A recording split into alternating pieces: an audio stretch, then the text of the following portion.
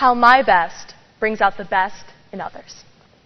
I think that Langston Hughes may have said it best in his poem, Mother to Son. Well, I'll tell you, life for me ain't been no crystal stair. It's had tacks in it, and splinters and boards torn up, and sometimes places with no carpet on the floor. Bare.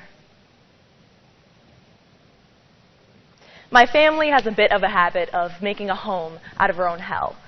The only reason I stay positive on my bad days is because of what I've learned from them. If I've only ever seen them try to be their best for me, then why wouldn't I return the favor and do the same for them? When we were evicted from our second home, and all 7 of us lived in a hotel room, the space between the cheap plaster wall and the even cheaper polyester recliner started to look pretty normal. I had a blanket that I would throw over the top of the recliner and wedge behind a lamp to make the sort of fort, kind of like when I was younger and I would hang up blankets on rainy days. Except this would soon become my sanctuary when I didn't have a real bed to sleep in. Sometimes when I tell this story, I don't always realize that this wasn't something that a lot of kids did, that it may not have been exactly normal. But my parents would always put on their bravest face, and they'd tell me that although it may not have been a normal life, it was a good one. As long as we kept getting up every morning and trying our best anyway, we would be okay. And when the car was repossessed, I remember watching my mom walk to the bus stop, head held high, just to get to a job where she was overworked and underpaid. I remember wondering how she kept from feeling ashamed when we couldn't pay our bills and she would have to do office work at the public library.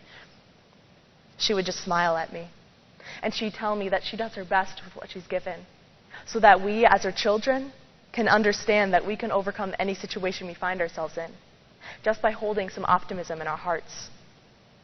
So once I went back to the library with her, and I found that Langston Hughes poem again. But all the time, I've been climbing on, and reaching landings, and turning corners, and sometimes going in the dark because there ain't been no light. So don't you fall now. Don't you sit down on those steps because you find it's kind of hard. Don't you turn back. For I'm still going. I'm still climbing. And life for me ain't been no crystal stair. My mom had to wake up at the crack of dawn just to get to that dirty bus stop. And still she smiled. She had to stop buying us birthday presents so that we could pay the rent. And still she smiled. She had to do things she never imagined she would have to do in her life, just to survive. And still she smiled. She taught me that even when life was tough, optimism was something we could always hold on to. And now I do my best to remember the most important details of my life, the brightest and the darkest days. The day that the bank took our home is still vivid in my mind. I remember the static in our TV when the cable was finally cut. I remember the pictures I took in my backyard for the very last time. I even remember the pages in my diary talking about how excited I was to start high school in the fall.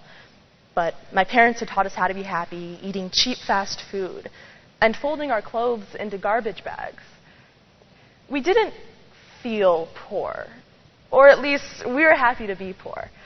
We were putting our best foot forward when we knew how easy it could have been to just lie down and quit. So I thank my mom and dad. I thank them for putting their best out there for me to learn from. I thank them for doing their best to bring out the best in me. I won't fall now, for I see that you are still going. I see you still climbing. And while life for us may not have been a crystal stair, it has been rich, full of love and hope. I pledge to pay it forward. I pledge to do my best to bring out the best in others.